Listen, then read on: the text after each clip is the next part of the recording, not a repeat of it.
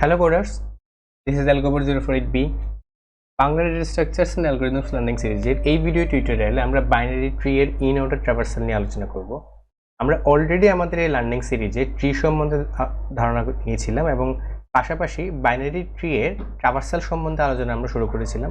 তো সেই আলোচনার মধ্যে আজকে আমরা ইন অর্ডার ট্রাভার্সাল নিয়ে শুরু করব এবং এটাই হচ্ছে ট্রাভার্সালের যে তিনটা আলাদা ওয়ে আছে, তিনটা ওয়ের মধ্যে এটা লাস্ট ওয়ে। আমরা ইন অর্ডার ট্রাভার্সাল নিয়ে আলোচনা শুরু করব এখন। লেটস সে এটা আমার কাছে একটা বাইনারি ট্রি গিভেন আছে। তো বাইনারি ট্রি এর ইন অর্ডার ট্রাভার্সালের আমার যে ওয়ার্কিং রুল সেটা হচ্ছে প্রথমে কোনো একটা যদি আমার কাছে যদি একটা সাব ট্রি থাকে, লেটস সে আমার কাছে একটা ট্রি বা সাব ট্রি আছে, এটা হচ্ছে আমার এরকম তিনটা নোডের একটা সাব ট্রি আছে, এটা হচ্ছে রুট। তো আমার সবার আগে যখন আমি ইন অর্ডার ট্রাভার্সাল করব, আমার সবার প্রথমে লেফট নোডটা ভিজিট হবে, তারপরে ওই ট্রি এর লেফট নোডটা যে রুট থেকে আসছে সেই রুটটা ভিজিট হবে, তারপর সবার শেষে আমার যে রাইট নোডটা আছে সেই রাইট নোডটা ভিজিট হবে। তো এটা সবার আগে ভিজিট হবে 1, এটা 2, এটা হচ্ছে 3। ওকে, তো আমরা এই যে প্রসেসটা, এই প্রসেসে আমরা যে সম্পূর্ণ ট্রিটা আছে বাইনারি ট্রিটা সেটা আমরা ট্রাভার্স করব। সবার আগে আমরা দেখি যে এই ট্রিতে আমার আপাতত রুট হচ্ছে 1। ওকে, একদম সবার যে উপরে ট্রিটা আছে সেই ট্রি রুট হচ্ছে 1। 1 যে রুটটা, এই 1 এর লেফট রুটকে, এই 1 এর লেফট হচ্ছে আমার 2। ওকে, তো আমি এই রুট মানে 1 লেখার আগে আমার 2 লিখতে হবে। ওকে, এবং এই 2 লেখার আগে 2 এর যে লেফট 4 সেটা লিখতে হবে। বুঝা গেছে? তো আমার 1 এর লেফট হচ্ছে 2, 2 এর লেফট হচ্ছে 4, সো সবার আগে আমার আসবে এখানে 4। 4 লেখার পরে লেটস সে আমি 2 আমি যদি এখন অনলি এই সাবট্রিটা নিয়ে চিন্তা করি, এই সাবট্রি এর আমার লেফট পার্ট আমি লিখে ফেললাম। এবার লিখবো আমি রুট। ওকে, তো 4 হচ্ছে লেফট পার্ট, রুট হচ্ছে 2, তো আমি এখানে 2 লিখলাম। এবার আমি লিখবো রাইট পার্ট। রাইট পার্ট কোনটা? রাইট পার্ট হচ্ছে 5, আমি এখানে লিখলাম 5। ওকে, দ্যাট মিনস আমার এই যে এই সাবট্রিটা আমার ভিজিট করা হয়ে গেছে। এখন এই সাবট্রিটা কোন ট্রি থেকে আসছে? 1 থেকে আসছে। এটা 1 এর কোন পার্ট ছিল? 1 এর লেফট পার্ট ছিল। দ্যাট মিনস যে 1 এর যে লেফট পার্টটা, 1 এর ক্ষেত্রে আমার লেফট পার্ট ভিজিট করা হয়ে গেছে। এবার আমি 1 এর লেফট পার্ট কমপ্লিট রুটটা ভিজিট করব। 1 এর রুট তো 1 নিজেই, তো আমি 1 লিখলাম। এবার 1 এর রাইট পার্টে যাব। ওকে, 1 এর রাইট পার্ট কোনটা আছে? 1 এর রাইট পার্ট আছে 3। তো 3 লেখার আগে 3 এর লেফট লিখতে হবে। এখন 3 এর লেফট তো কিছুই নাই, তাই না? আমি ধরে নিলাম যে আমার যে এখন এই সাবট্রিটা নিয়ে আমি কথা বলতেছি এটা। ওকে, আমি ধরে নিলাম যে 3 এর লেফট হচ্ছে 9, তো ধরে নিলাম আমি 3 এর লেফট আমি ভিজিট করছি। তো 3 এর লেফট ডান, এবার 3 এর রুট লিখতে হবে। 3 এর রুট হচ্ছে কোনটা? 3 এর রুট হচ্ছে 3 ইটসেলফ, তো আমি এখানে 3 লিখলাম। এবার 3 এর লেফট এবং রুট আমার লেখা হয়েছে।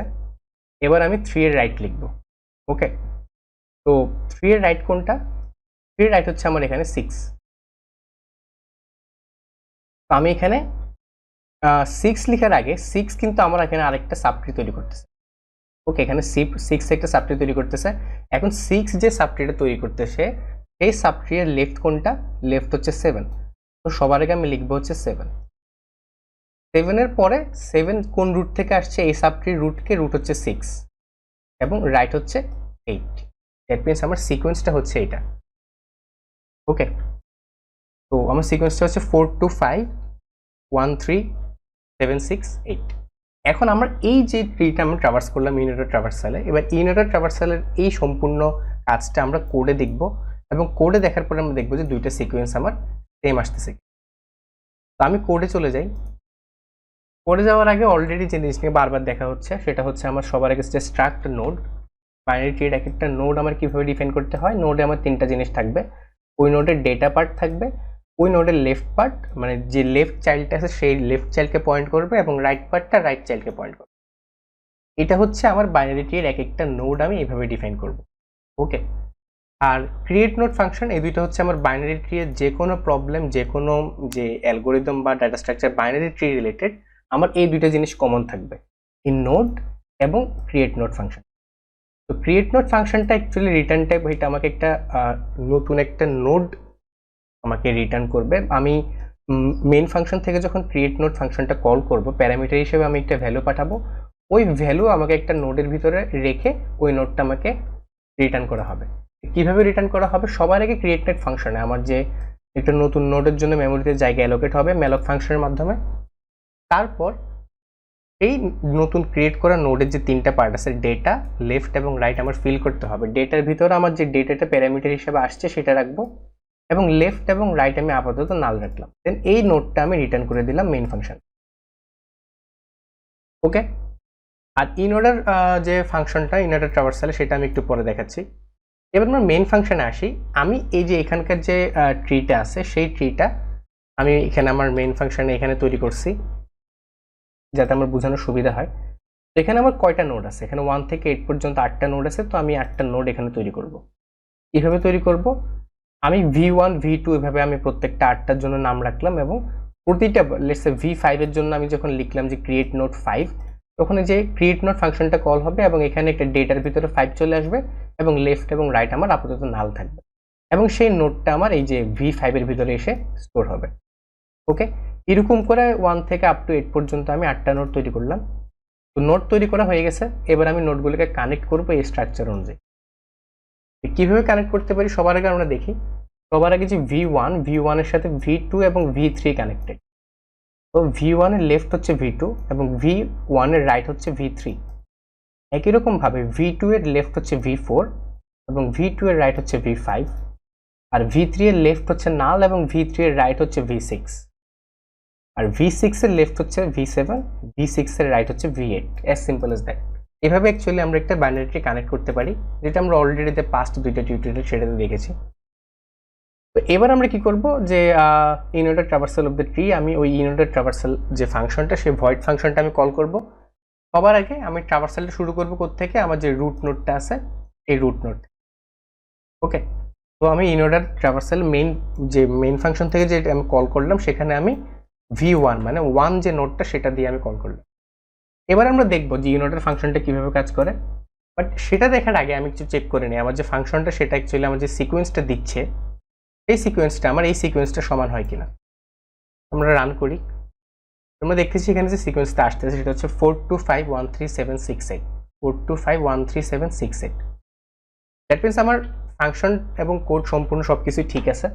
এবার আমি দেখি যে ইনঅর্ডার ফাংশনটা কিভাবে কাজ করতেছে। ইনঅর্ডার ফাংশনটা আমার ওয়ার্কিং রুলটা কি?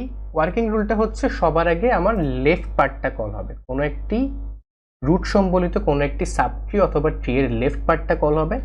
এই জন্য আমি এখানে আগে লেফট রাখলাম। ওকে, দেন রুটটা প্রিন্ট হবে, দেন এই জন্য আমি রুট রাখলাম। তারপরে রাইট প্রিন্ট হবে, আমি পরে সবার আগে রাইট।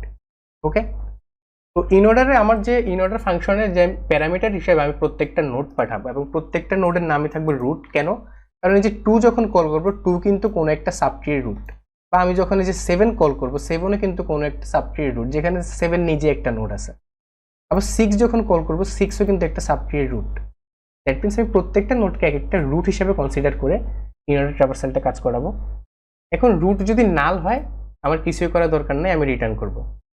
আর যদি রুট যদি নাল না হয় সবার আগে আমি যেটা করবো ওই রুটটা প্রিন্ট করার আগে, লেটস আমি 1-এ আসি, 1 প্রিন্ট করার আগে 1 এর লেফট প্রিন্ট করতে হবে। এই জন্য আমি লেফটে পাঠিয়ে দিলাম।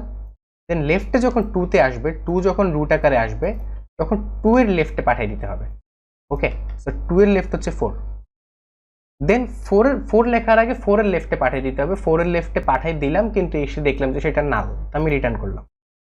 দেন 4 প্রিন্ট করা হয়ে গেছে। দেন আমি লেফট, এইটা আমার কমপ্লিট 2 এর জন্য। দেন এবার 2 এর ডেটাটা আমি প্রিন্ট করব। দেন 2 এর রাইট প্রিন্ট করব। 2 এর রাইট হচ্ছে 5। দেন সম্পূর্ণটা ভিজিট করা হলে আমার 2টা রিটার্ন করবে কোথায়? 1-এ। দ্যাট মিনস আমি যখন 1-এ আসি তখন আমার লেফটটা ভিজিট করা হয়ে গেছে। এবার আমি 1 এর ডেটাটা ভিজিট করব, ডেটা প্রিন্ট করব, দেন 1 এর রাইটে যাব। এরকম করে অ্যাকচুয়ালি আমার প্রত্যেকটা ট্রাভার্সাল কমপ্লিট হবে recursively, in order, pre order এবং পোস্ট অর্ডার। আমার 3টা অর্ডারে যেহেতু আমার অলরেডি আমার টিউটোরিয়াল তৈরি করা হয়ে গেছে ইনক্লুডিং দিস। তো আমি এখন দেখি just in order, pre order এবং পোস্ট অর্ডারের মধ্যে জাস্ট একটা একটা করে জায়গায় পার্থক্য আছে। এই যে 3টা ফাংশন, প্রত্যেকটা ফাংশনের আমার node, cut off node, create node এবং মেইন ফাংশনটা আমার সেম আছে। প্রত্যেকটার জন্য সেম, আমার নোড ক্রিয়েশন এবং কানেকশন সবগুলোই সেম, জাস্ট ফাংশনটার ভিতরে পার্থক্য। ইন অর্ডারের ক্ষেত্রে সিকোয়েন্সটা হচ্ছে আগে আমি লেফট, রুট এবং রাইট। পোস্ট অর্ডারের ক্ষেত্রে লেফট, রাইট এবং রুট, এবং প্রি অর্ডারের ক্ষেত্রে রুট, লেফট এবং রাইট। এই তিনটা লাইনে জাস্ট তিনটা আলাদা কম্বিনেশন। ওকে, আর কোনো পার্থক্য নেই প্রি অর্ডার, পোস্ট অর্ডার এবং ইন অর্ডারের মধ্যে। তো এই ভিডিও টিউটোরিয়ালে আমরা ইন অর্ডার ট্রাভার্সাল নিয়ে আলোচনা করলাম। পরবর্তী ভিডিও টিউটোরিয়ালে আমাদের যে লার্নিং সিরিজটা সেটা আমরা আরো সামনে ফার্দার প্রোগ্রেস করব। Till then, good bye.